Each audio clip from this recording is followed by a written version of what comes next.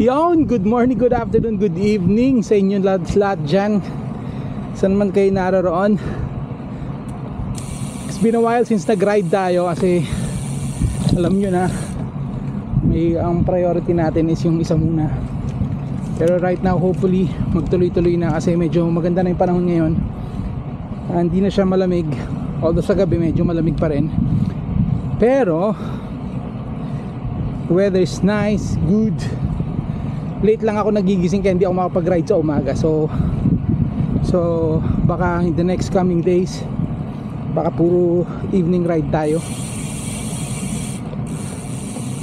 Lumaki na nga tayo ng husto ulit, pero babawiin natin yan. Kaya naman natin bawiin yan, madali lang yan.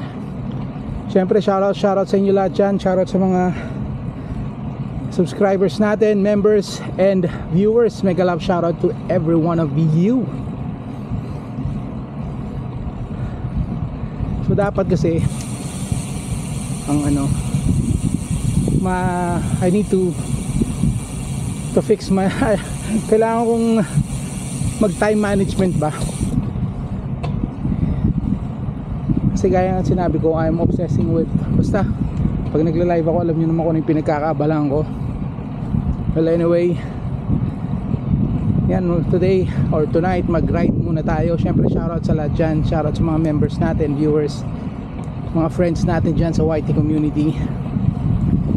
Thank you very much everyone. So if you need anything, any help from me, PM nyo lang ako, or just punta lang kayo sa aking live streams 7 PM Pilipinas time, Monday to Friday. Yon. Siyempre kasama natin si partner ngayon, nandyan siya. Nandyan lang siya sa likod. So I don't know yet kung gaano karami ang ride natin or gaano kahaba. Pero definitely this will not be less than 20, maybe 20 or 30 or maybe 40, depende sa ating kondisyon ng ating katawan. Uy, may kalamigan pa rin pala, malakas din ang hangin. Hindi naman siya ganung malamig na. Kagandaan yan, hindi mainit. I mean, when I say mainit, hindi siya malagkit. So sakto pa siya, presko. Ayun. So ngayon ang ko niyan, my dilemma is I need to put this all in one, or siguro chachap-chapin na lang natin yung ating 13 minutes. I need to put all my content under 14 minutes, between 13 to 14 minutes. So bahala na. So magiging magiging sa editing na lang tayo magkakaproblema niyan, or magkakatalo, I mean. Iyon, let's go. Iyon lang, walang ilaw dito sa ating binabaykan, madilim. Usually may ilaw dito I don't know bakit walang ilaw ngayon. Tagal na tayo hindi nakaka-ride, bakit kaya walang ilaw? Maaga pa ba? Usually may ilaw to Well anyway, baka dito lang, baka banda ron may ilaw naman. We'll see about that. Pasok tayo dito sa ating iniikutan. Khalifa City lang tayo. This is ang isang ikot ito around 5 kilometers. So kung 20, 4, kung 30, 6. Hala, walang ilaw. Let's go.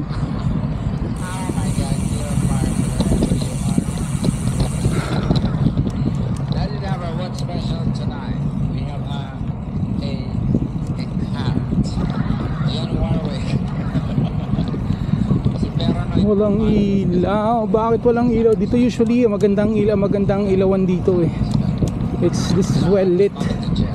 Ewan ko ngayon bakit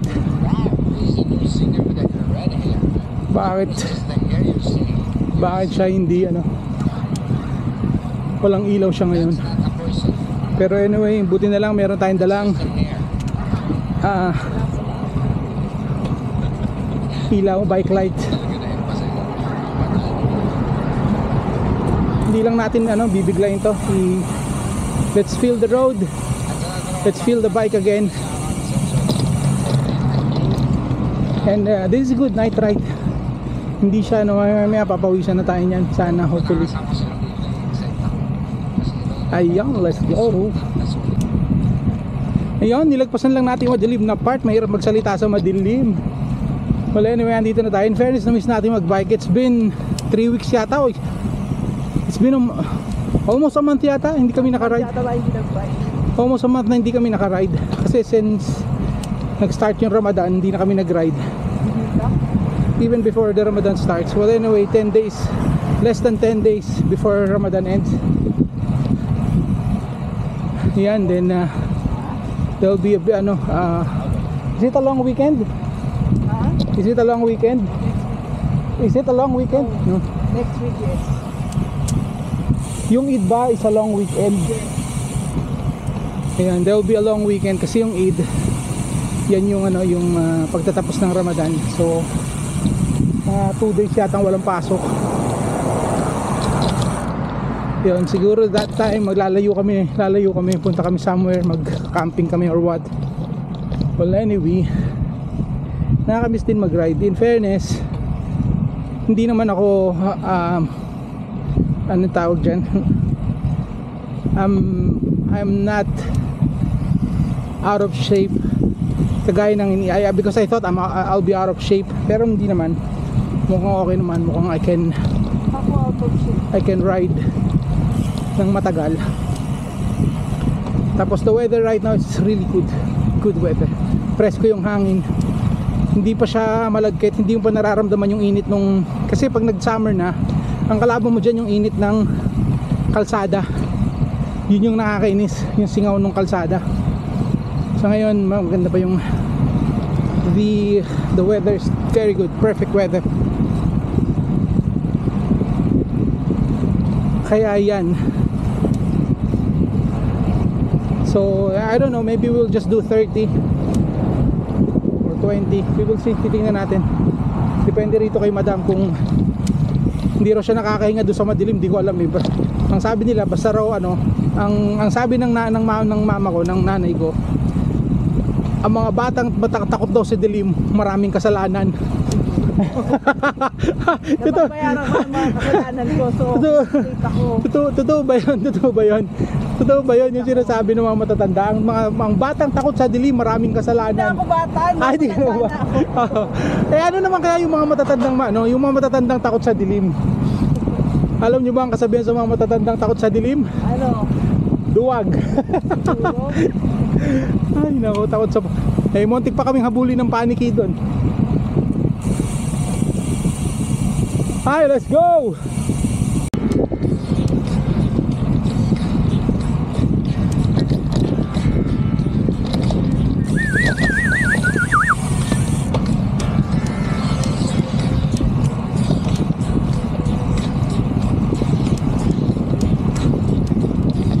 Yan, 20 kilometers lang tayo siguro. We'll go home kasi wala lang, mas sumakit yung tuhod ko eh.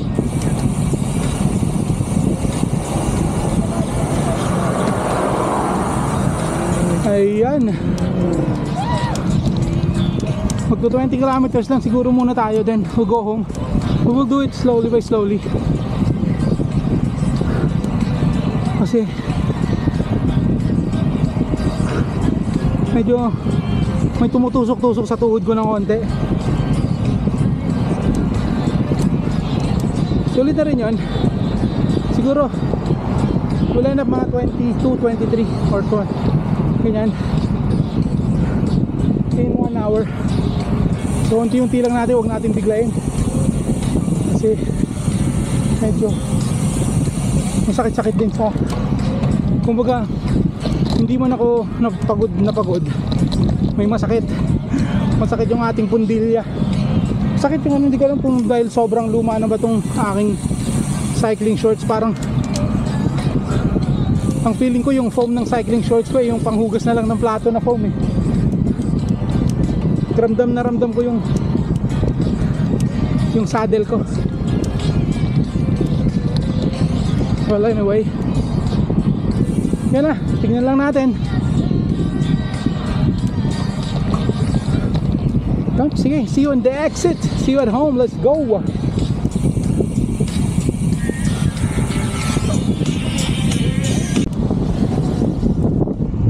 So yan, naka-exit na tayo doon sa ating nira-ride na loop.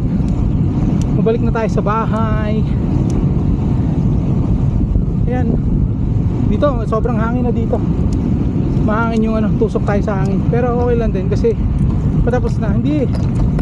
Hindi ako napagod kasi gaya nga nasabi ko, I thought I was out of shape kasi halos more than 1 month yata tayo hindi naka-ride, or if not 1 month.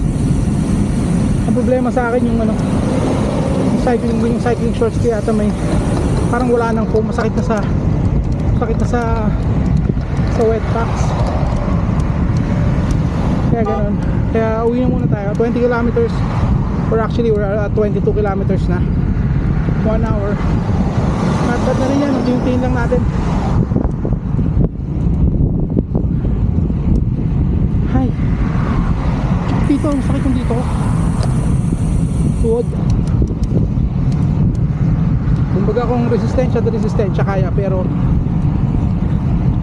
ayoko na may push yung sarili ko to a point na baka ma-injured lang ako.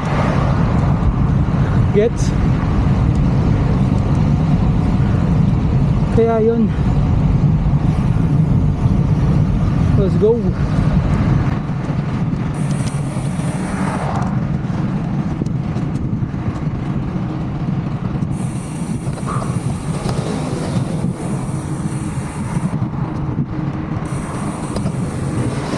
May sasakyan na, bilisan mo ng konti.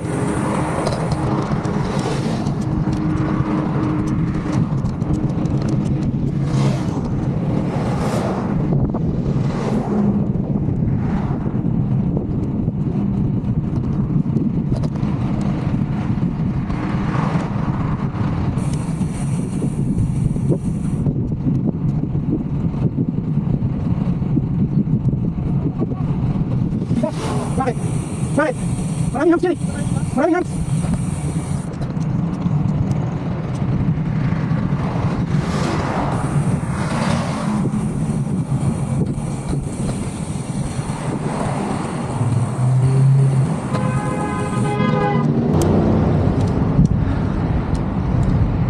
Ayun, so hanggang dito na lang ang ating video for today. Thank you Lord for the safe ride.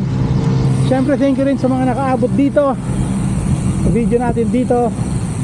Thank you very much everyone. Until next time.